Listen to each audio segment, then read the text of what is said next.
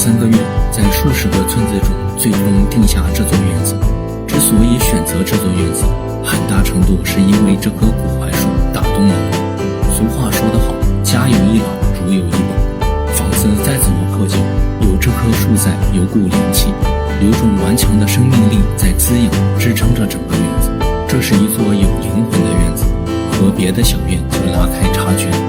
院子坐东朝西，15乘15间房，上房有75平，左右厢房各37平。院子前有面120平的大平台，总体算下来有350平。村子在河道东侧的山坡上，两侧高山林立，开门见山，人山人海。这是要过上仙居日子了吗？回去设计个方案，整个院子仿如千疮百孔。我是个设计小白，想法只能弥补数个小孔。希望你们能站在独特的视角给出一些建议，看怎么改造合适。以后这里不单单是生活工作的地方，还寄托着自己对未来美好生活的憧憬。今天来收房子，户主已经把物品都搬走腾空了。来看一下房子内部情况，这是3间房里状态最好的，计划这栋用来做卧室。墙面贴了很多海报，北京太和殿的摄影，写着退伍军人新春纪念。听说房主参过军，1987年元月，那时候我还没出生呢。还有李若彤、林志颖，这些应该是98年左右旋风小子、神雕侠侣热播时贴的吧？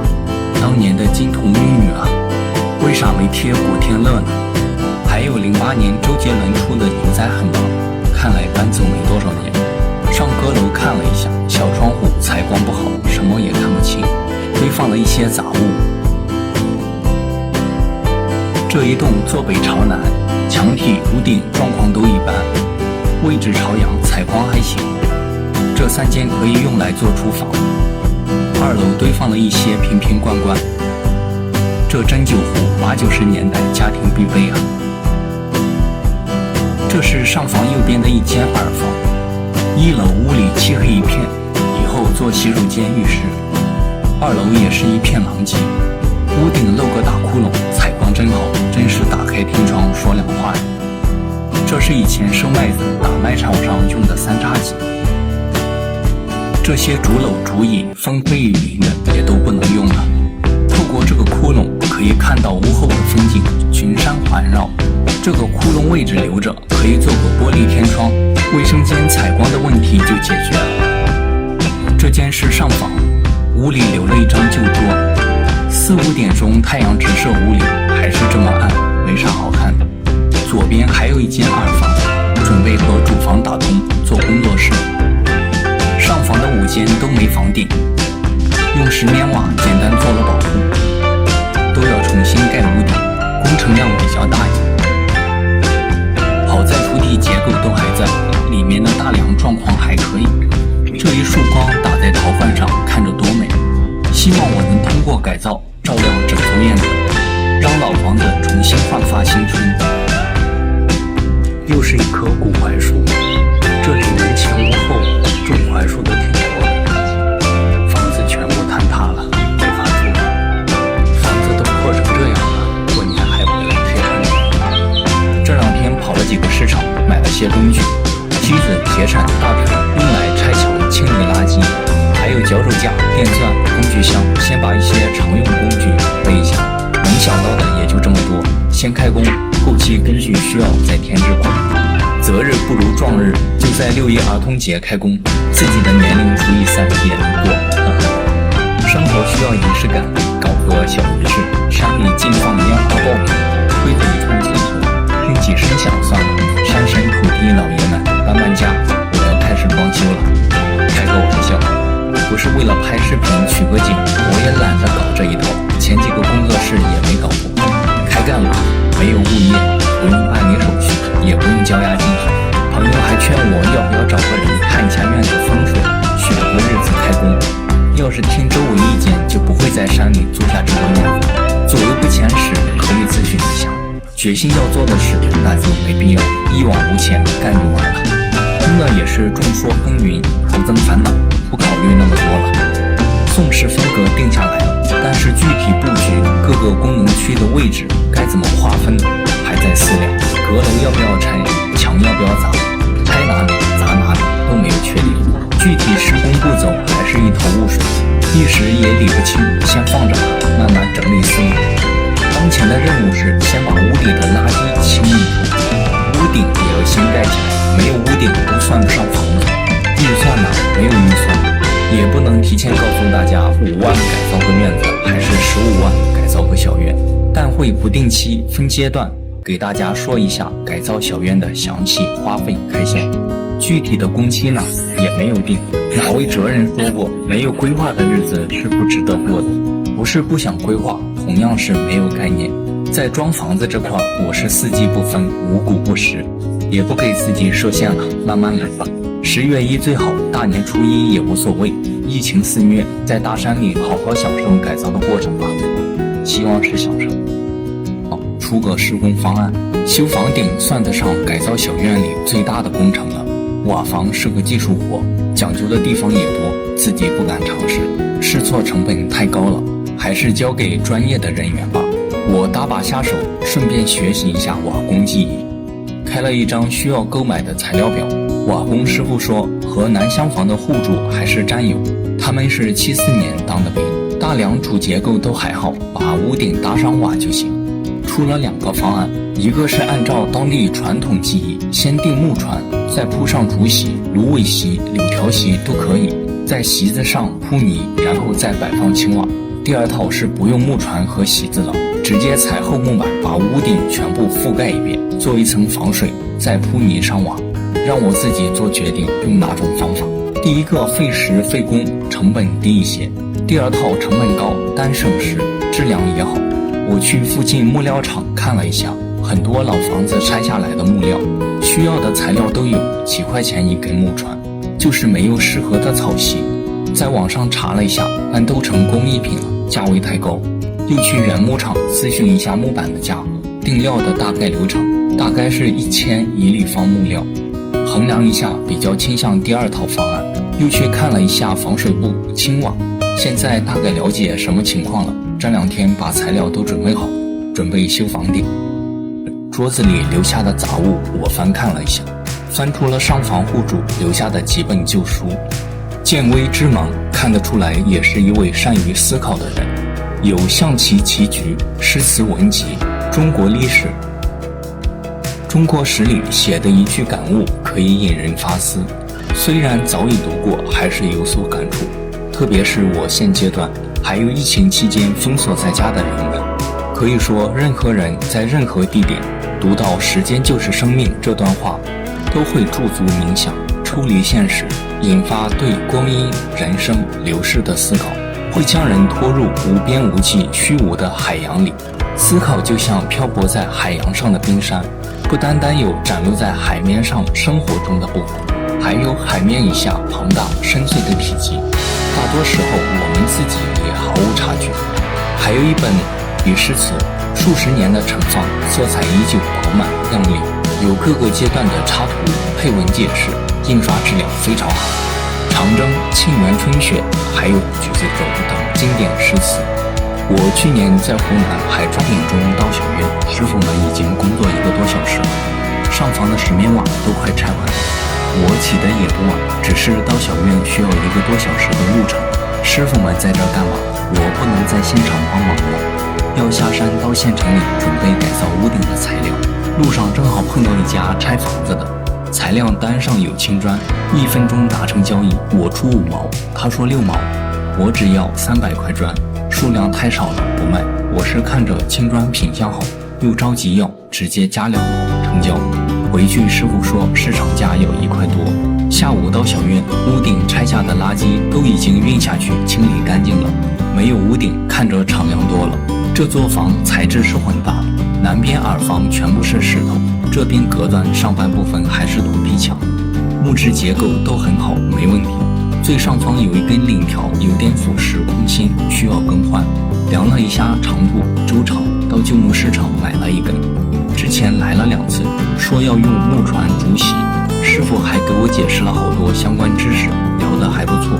现在船用不上了，只来拉了一根领条，不过师傅还是很热情，路上又捎回去了几包水泥白灰。下午已经开始拆南边的屋顶了，要麻烦好多，顶上的瓦要倒腾下去，留着还可以用，上边好多土要产生好多垃圾，和师傅沟通明天准备怎么清运，要把小院清理得干干净净顺顺当当，才能把新材料运进来，开始新修屋顶。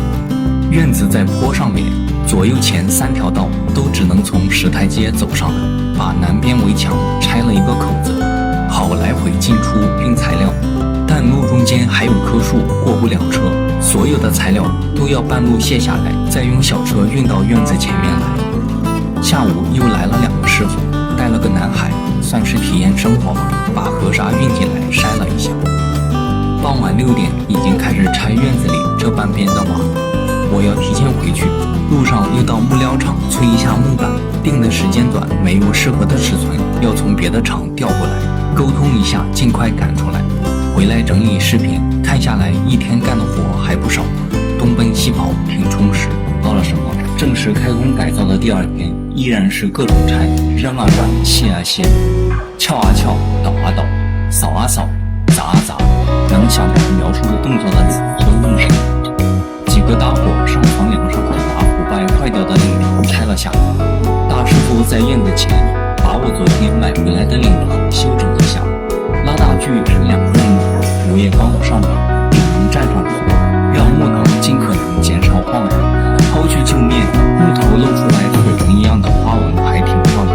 拆下来的建筑垃圾堆满了整个院子，整理一下，能用的留下来，该扔的扔了。北厢房清理出一间，堆放这个东西。这间房看的真的是脏了，自己上网。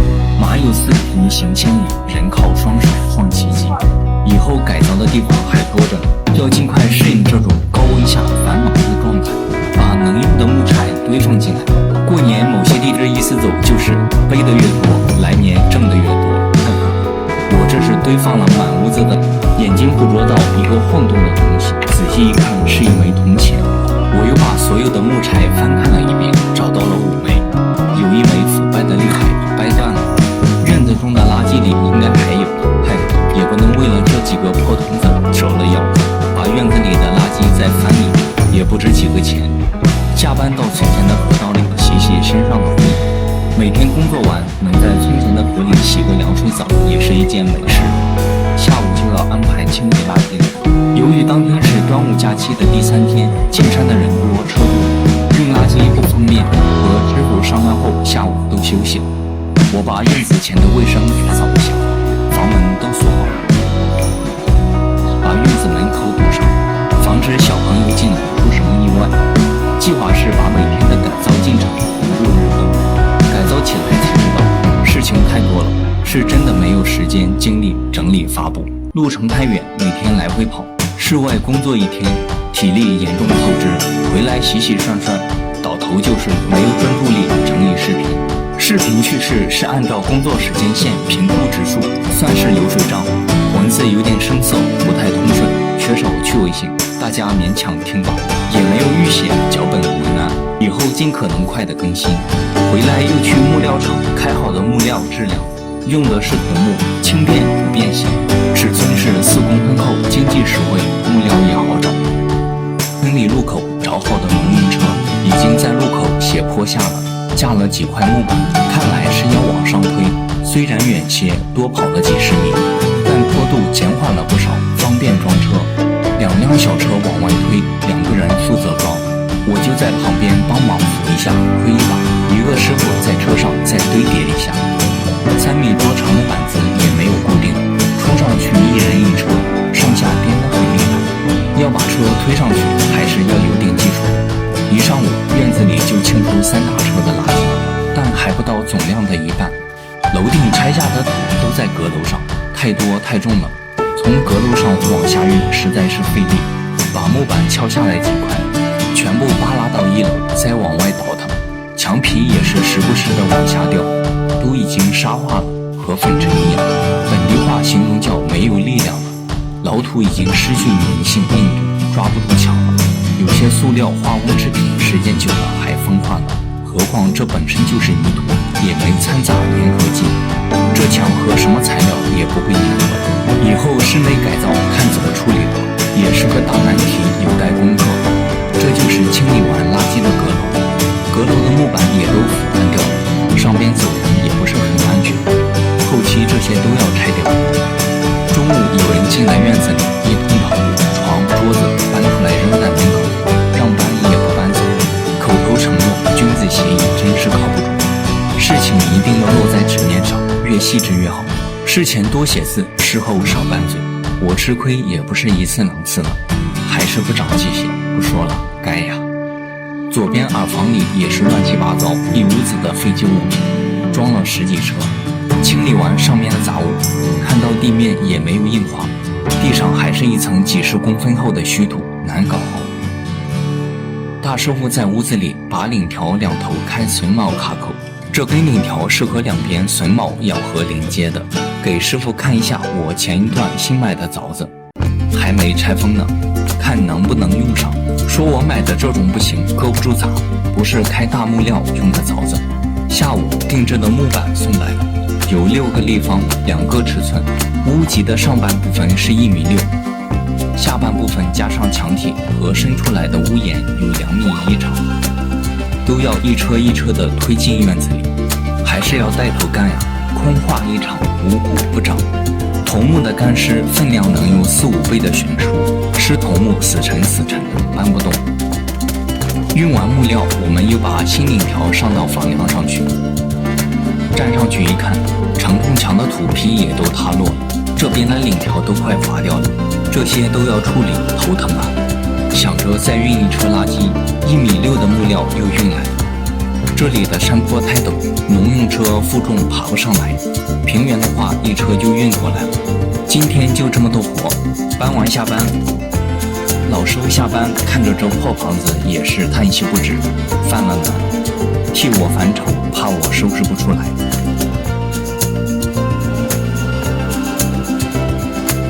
大家看一下这房子还要买，上期朋友们说这是危房，建议推倒重建。说实话，我对墙体的质量也有很大顾虑。新建房顶的第4天，早上7点到小院，大姐已经开始清理旧瓦了，扫去灰尘，以备过几天重新利用。再点点数，看还需要添置多少新瓦。今天还是修整房顶的木梁架构，又来了一位大师傅，瓦房高手，17岁下学就开始瓦房谋生了。第一步，在阁楼上用脚手架、木板搭建平台，方便高处修整房梁来回走动。木质主体远观看着还好，上来一摇晃，连接处都已松动，有很多不牢靠的地方，看着表面没事，实则都已腐败，已经是外墙中干。又拆下2根松动的领条，垫木都已腐化，重新做了几个安了上去。倾斜的支撑杆也是，都需要重新更换。接下来就开始修建承重墙，土坯都已经失去坚固性，一动就碎掉了。要拆掉几层，用砖石重新做底座加固。新铺还在路上，用房顶的旧土和点泥，让师傅先用着。说着新土就送到了村里的路，勉强能过下农用车，再窄3公分一对。师傅们在上面修整房梁，我也没别的事，就把卸下的土往院子前面转运一些，不能挡住道路。咱修房子尽量不要影响到村民。想到路遥的短篇小说《人生》里的高加林，刚回到村里劳动，开始就把最苦的都尝了遍，以后就不觉得苦。想要回到劳动人民的队伍里，我的双手还需要更多的磨练啊。看一下屋檐上的木头，建议更换掉。一是弯曲不平，不方便棚木板；二是木头看着完好，也能用，实则内部已经老化，木质纤维已经没有韧性，咬不住钉子了，也能勉强用。但翻新一次屋顶，基础要做好，必须把它们换掉。中午我又马不停蹄地下山，到木料厂买了笔直顺利、尺寸大小差不多的木头，忍着手上水泡隐隐的刺痛，扛到院子里了。下午上班，任务就是把旧的拆掉，把新的枕木安装上去。拆中间又刨出什么老物件来，师傅拿斧头刮了刮，也没看出是什么材质的。放好的木头用爬钉连接，再固定到大梁上，用泥土封闭包裹一下。再拿根竹竿对比一下3根顶条是否在一个倾斜线上，落差有多少，明天好钉木板。计划要用青砖把屋檐围一圈，由于外墙比较高，还要把墙体扒掉很多。师傅说没有这个必要，青砖都已经泡好了，用不上了。泡砖和泥的水要到村前的河道里担回来。由于山上修河道，这几天村里停水，以后用水量会非常大，希望尽快来水吧。和好的泥再用编织袋提到院子里，一个人在上面拔上去。咱这修房子全是靠人力，一点机械没用上，太原始落后了吧？3000多年前修建金字塔都已经用机械动力学了，明天必须上点高科技。下了班还要到市场买一些明天需要用的小配件，水管、滑轮，又带了2卷防水布。前些天在附近村子里找旧瓦时拍的景象，到处都是坍塌的房屋，都搬到城里住了，很大程度也不会再回来了。现在乡村新起一座院子要30-40万，也不便宜，想要回来也要看钱袋子呀。这些老房子就任其自然消解吧。我还想着不好找旧瓦呢，谁知道到处都是拆下来的旧瓦，村子里堆放的哪里都是。有些房子坍塌，直接用彩钢瓦搭一下，青瓦在一边堆放着闲置也不用。瓦是好物件，也不值钱，就是建造的工价太高，在城市里生活都够艰难的了，也没有人愿意再在老家的老房子上花精力了。农村自家盖房子都不用了，城市里用青瓦的地方就更少了。现在都流行欧式小洋楼，选的都是红色、蓝色的大琉璃瓦，这种瓦是不是就要退出历史舞台了呢？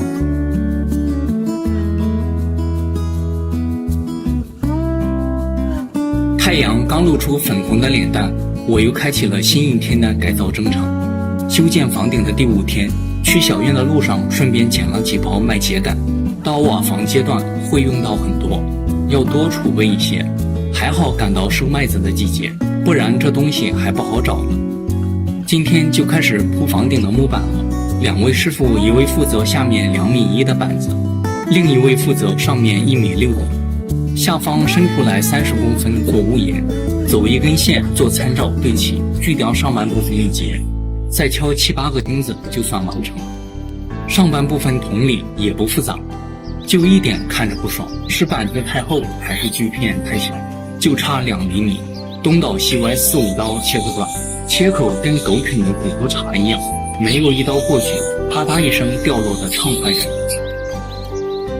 房后还要清理出一条过道搭架子，这半边的材料都要从后边上去，常年无人走动，荒草已经1人高了。看着地面也不平整，脚手架是用不了了，还要下山租赁钢管拉上来。休息时间，师傅建议不要用防水布了，说是不透气，封住上升的水汽散发不了，木板容易腐烂。有几家用的，没几年木板就腐烂掉了。以前瓦房也没有防水布这种材料，房顶几十年也没有事，还是听从师傅的建议就不用了。下午开着农用车到附近村子里买瓦，大概算了一下，还差1万块瓦。计划是要用新瓦的，都已经看好了。朋友说老瓦要比新瓦的质量要好，价格还便宜7-8倍。于是前些天就到周边村子看了一下，闲置的旧瓦有很多，堆放的哪里都是。今天过来买瓦，聚集了不少人，5-6个人说自己家有瓦，让过去看一下。但这瓦也不是随便用的，要和自家拆下的尺寸差不多，数量也要够，最好是同一间房子的，不然大小不一样，拼不到一起就麻烦了。就是同一孔窑、同一批次出的瓦，尺寸也有不同，用时也需要拼凑。拿不定主意，就让大师傅过来了一趟，看一下买哪家的合适。对比了3-4家，就一家的还可以，说好了价格1毛钱一片。确定后就开始装车了。10几分钟后，男主人回来说太便宜不卖了。我想协商一下加点钱了，师傅说不要加，市场价就是这，村里多的是，就把装上车的又卸了下来。又到村子里看了几家，有2家堆在一起的，数量大小都可以。和买家说了价格，没有什么异议，说定后就开始装车了，前后也就10来分钟。看着挺脏的，主家说上面的土是故意糊上去的，防止小朋友往上爬，瓦都是好瓦。又把嫂子姐姐叫了过来，看下午能不能都运回去。庄中间又有2人来问还要不要瓦，就缺3间房1万块瓦，多了也用不了，只能婉拒了。看着不多，越装底盘越大，怎么感觉数量又多了呢？数了一下，5300块瓦，今天是装不完了，明天再来吧。回去也没卸车，路中间还有半车土挡着呢。1天时间，屋顶前半部分的木板已经铺好了，进度还可以，就是看着不怎么整齐。当时为了省木料，原木没有切直角，只做了去皮切直线，木板2端不一样宽，还要轮流颠倒大小头往前推进。木料厂的老板是考虑到的，切好的原木板人家没有打乱，按顺序给我们装车运过来。卸车时还给我们交代了，按顺序钉木板，看着整齐美观。2位师傅没在意这方面，也是为了运木板省时，直接倒到地上随意搬了进来，造成了这种后果。效率是完美的敌人。伴随着太阳爬过山头，也开启了第6天的房屋翻新。新的一天，新的憧憬，也伴随着新的未知。来的路上，无意中看到农机车后有一包卖秸秆，停下车问了一下卖不卖，就一包下班没来得及吐出来的50斤，15块钱，还带上来几天前就锯好了的彩板，一直没时间过来拉。师傅们今天还是修整木板，里面的效果就是这样，还算平整，跟好看完美肯定是不搭边了。我们中午的工作就是卸昨天买回来的网，一趟趟的往返于院子里外，像不像几只疲于奔命的蚂蚁，在蚁巢和食物之间来回奔走，挖空心思的想让生活过得与众不同。逃出了京城，又掉入了另一个围城。城里的人想进来看看，山里的人又拼了命的往外逃。村子里终于是来水了，在邻居家接了根水管过来，赶快找几个大容器。现在还是充满了对停水的恐慌感。和杰克伦敦小说里，中午休息间隙又下山来租架子，正好有一个小师傅在工地上搭过架子，下午上班正好赶上他们用。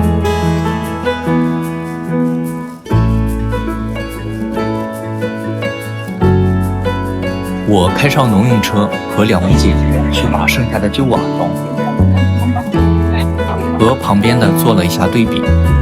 这瓦看着脏不好看，但要厚上1/3，关键位置实用的物件还真不能看表面，坚固耐用就好。年轻的还没卸车，顷刻间狂风四起，乌云压了过来，好在没有下雨，清凉了不少。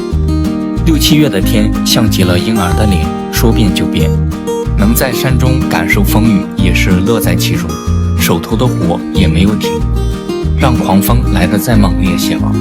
这风雨更强化了这几天夜以继日奔忙的意义，不就是为了搭建一处遮风避雨的栖身之所吗？刮得草木横飞，实在是睁不开眼，就提前下班了。下山的路上已是雷雨交加，还要到加工厂拉上天窗用的玻璃、铝合金边框。他们已经等我很久了，必须今天晚上放在车上。我明天早上5、6点出门，他们还没上班呢。吃完饭到家已经是10点多了。今天是早午晚食，10几个小时跑得脚不沾地。其实最好的状态都是在抬头透过隔板看见蓝天白云的那一刻欣喜，以可抵消数日来的劳苦奔忙。不要怀疑努力的意义，只要不好高骛远，手之所及。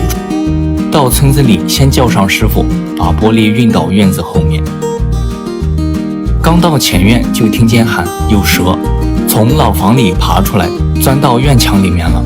我上去蹲了半天，从墙缝里伸出个脑袋，浑身一麻，就赶紧下来了。眼圈有2块黑斑，像戴了副墨镜，周围有更大一圈柠檬斑，对比非常强烈，也不知道有没有毒。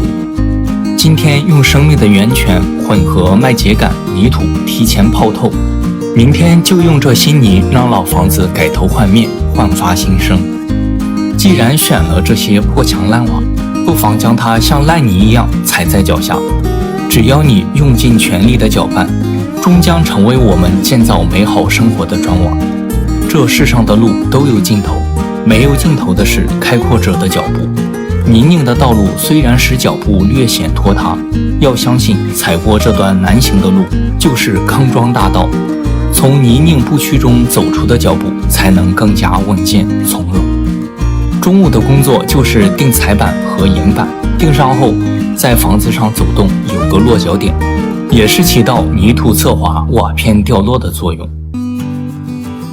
吃完饭还要下山裁天窗用的木板，提前打过电话了，来时老板还在午休，人不来厂里，今天估计是裁不出来，只能拉起来陪我家回班了。我也想休息会儿，7、8个人在那等着呢，不能耽误工作进程啊。多数坚持都是压力的逼迫下不得不继续的前行，也只有行动才能缓解压力带来的不安。窗户要高出木板30公分，上面要铺泥瓦，需留出足够的空间。挤结构胶时发现胶枪没有带过来，剪了个口，挤得还算顺畅。放上玻璃按压一下完事儿。下面钉了块板子，胶固化前做到支撑，防止玻璃侧滑。还有一些零碎的活，把瓦提前摆放在屋顶上，木板铺不到的地方用砖瓦泥土填补一下。快滑落的砖块重新找齐，修修补补，1天的工作就结束了。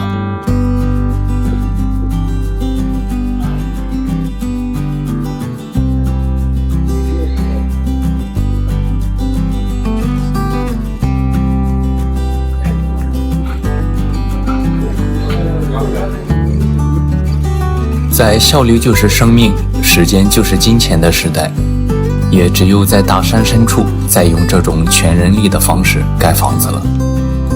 几天一层的摩天大楼，每道工序可能都要精确到分钟，像我们这样大楼盖好，产权也就到期了。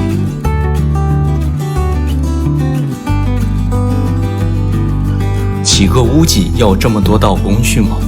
改造小院屋顶的第8天，底层架构都已完成，终于要到瓦房阶段了。前些天各自为战，今天都要为2位大师傅服务，一个人和泥，一个人提，一个人负责往上爬，2个人再转运到师傅跟前，5个人分工明确，有序推进。第一步先堆泥，交错着在2侧立一排瓦。第2步厚厚的堆一层泥，顺着坡度方向抹成金字塔形，这道工序用的泥也是最多。第3步是下底瓦，这一步比较关键，大面积铺瓦都要从底瓦下延伸出去，起到定型作用。瓦出的房子想要平整美观，就要看底瓦的疏密大小是否合理了。所用的瓦都要谨慎对比，这道工序也是最费时的。暂时不需要泥，就接力往房上运瓦。第4步是在底瓦上反扣一层，还是用泥土粘合填缝。紧接着沿着中心线顺着平扣一排，下面几层都是双向依靠在一起，中间有缝隙，这道瓦正好盖上。前一段时间高温烈日下工作实在是种煎熬，隔一段时间就要休息一会儿。第6道工序就开始用水泥了，顺着2侧再扣一层，让底盘更大更加稳固。农家盖房也没有施工图纸、标准尺寸，全凭2位师傅多年的经验。各道工序有条不紊地推进，水到渠成。第7道工序是砌方砖，为下道工序垒青瓦做好底座。这种薄薄的正方形砖块以前还没见过。接着就是砌2层青瓦，有种叫几筒的物件，长方形中空的，是专门用在这个位置的。谁说的建筑始于2块砖的精心叠加，虽然是改造，也多少用些砖吧，就用砖代替了几筒。第9道工序是在砖上扣1层青瓦，形成个缓坡，屋脊就算是完成了。9道工序9层砖瓦，不知道是巧合还是有什么讲究。天地之数始于1，终于9，九为阳数之最，常表示最多极限的意思。古人认为天有9重之说，9天为最高，人盖房子也不能超过9吧。万物运行有99归一，官品分9品中正，多的数不胜数。嗨，扯远了，下期再见。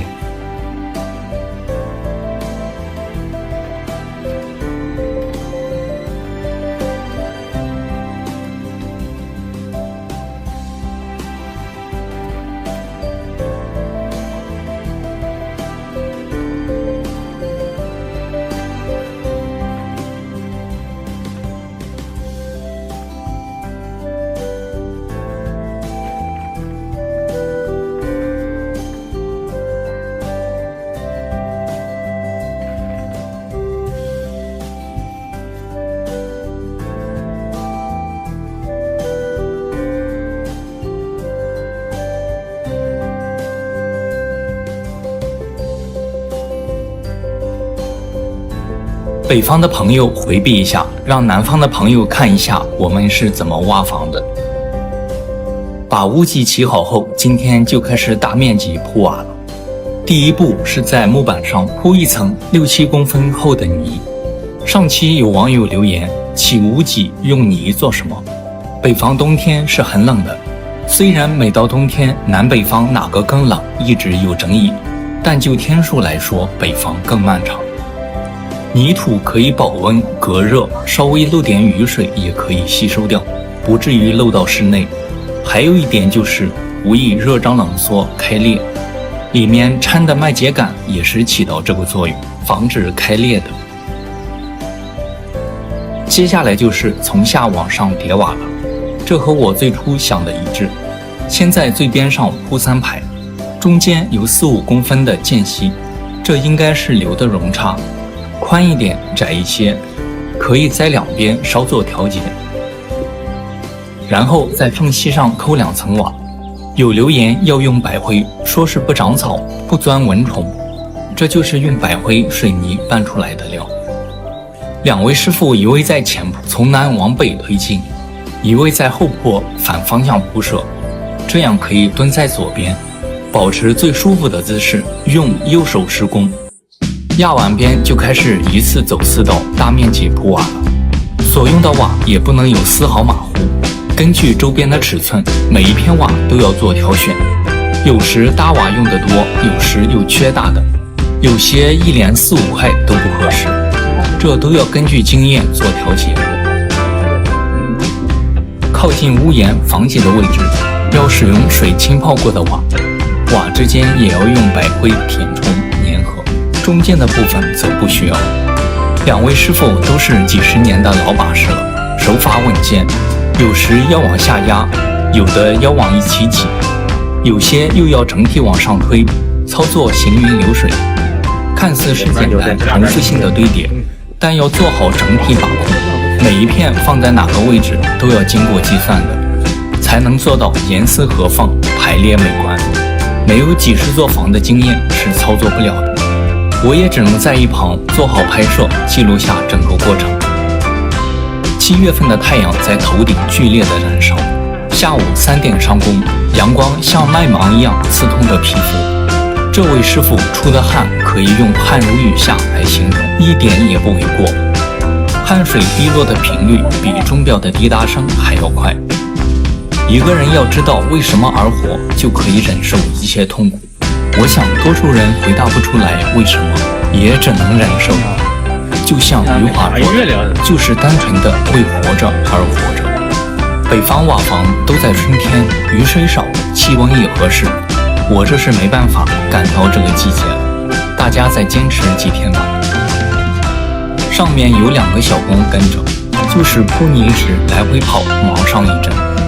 铺4排需要提18包泥，铺瓦时小工可以休息一会儿，大师傅是一刻不能停。下面是3个人，1个人和泥，2个人往院子里提运。我大部分时间在上面帮忙，运泥都是前坡1个人来回跑，忙不过来。我是偶尔下来提一会儿，让大姐休息一下。这是前2天买回来的墨汁，知道拿来做什么用吗？给瓦上色的。用的都是旧瓦，上下接口也有白灰，用墨汁染一下，看着更美观。以前用的都是铅粉，不知道哪里有卖的，就拿墨汁凑合的。忙碌了一天，铺了23排瓦，大概有1/4，明天继续。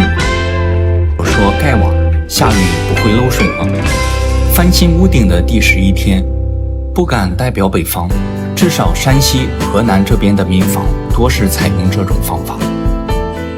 这是屋脊连接的位置，使用木棍做垫脚，再进行敲击，让瓦钻到土里。要是水泥可敲不进去。连接的位置相当平整自然。这一竖排摆放了55片瓦。要是没看之前的过程，让我推断步骤，我肯定认为是先铺的瓦，后期的屋脊。这都是人民群众经过千百年时间验证过的。新瓦出的房40-50年肯定是没有问题，我这辈子是够用的。70-80年的老房子也只是隔个3-5年简单的修补一下。南方那边的雨水多，新瓦的房能撑多少年呢？不一定有我们这种方法瓦出的房子耐用吧。有的网友建议用水泥结实，有的说土厚怕老鼠做窝，还有的嫌瓦小下水慢。没有铺防水布，木板不会烂吗？你们的疑问我同样也会有顾虑，但是用人不疑，他们都是几十年的老手艺了。我对瓦房是一无所知，没有资格去指挥2位师傅做事，交给时间去检验吧。今天推进到了中心位置，前后坡交错后，物料就送不过去了，看明天怎么解决吧。第12天，一早就卸了1车土，才瓦到一半，2车土已经用完了。提前1天泡上是最好的，前2天下雨，地里不好走车，耽误了，随意搅拌一些，先用着吧。后坡的泥要绕一大圈，从前面推过去，路程倒是不远，就是有一段陡坡，推着比较费力。计划是把干土运上去，在后面和泥的，但后坡的地面没有硬化，还要扯水管过去。房顶已经瓦了一半，不想再费事了。让大家看看室内的顶板，铺好木板已经下了2场雨了，面上留了不少污渍，原木的美感已经全无。过几天打磨内部的木质结构，看怎么处理了。天有不测风云，也没得办法。改造个小院，要与天斗，与地斗，还要和人斗。想要住着舒适，就要先忍受各种不舒适。不管多高的气温，每天都必须爬上房顶，迎接烈日的炙烤，根本没有和生活讨价回旋的余地。把拆铺的旧钱币又丢到泥里，挖到房顶了。前后坡各放了2枚，算是物归原位吧，图个吉利。墨汁用完就不买了，里面掺了水泥，还是不牢固，瓦都不干净，甩上去也是浮于表面，下几场雨估计也就没了。有时人就是这样，自己糊弄自己。7点下工，太阳才刚走到山头，阳光依然充足，没剩多少面积了，争取明天结束战斗。休息了几天，今天修整南北厢房的屋顶。去年7月大暴雨下了有20来天，把院里的大树枝给刮断了，砸塌了北厢房一段屋脊，南厢房也砸坏了不少，那边户主让这位师傅维修过了。到现在整1年了，期间也下了不少雨，屋脊就靠裸露的泥土覆盖，室内也没有漏雨，这工艺还是可以的，不像南方朋友评论的那么不堪，放在南方撑不了1个月。压在房顶的槐树枝本不想动，做个支撑扫不到瓦就行，但是房顶也找不到个支点，没办法，只能去掉。树是看家护院的，不能迁就树把房子给毁了。这2栋房是60几年盖的，现在来看屋顶的状态还可以，维修的位置不算多，半截屋脊，2间房屋檐的位置，更换几处树枝压坏的瓦就结束了。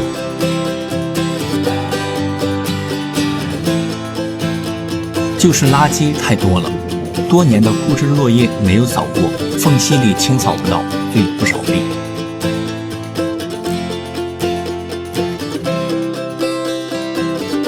修正完，看着敞亮多了，屋顶的工作就算结束了。下一步开始着手改造室内。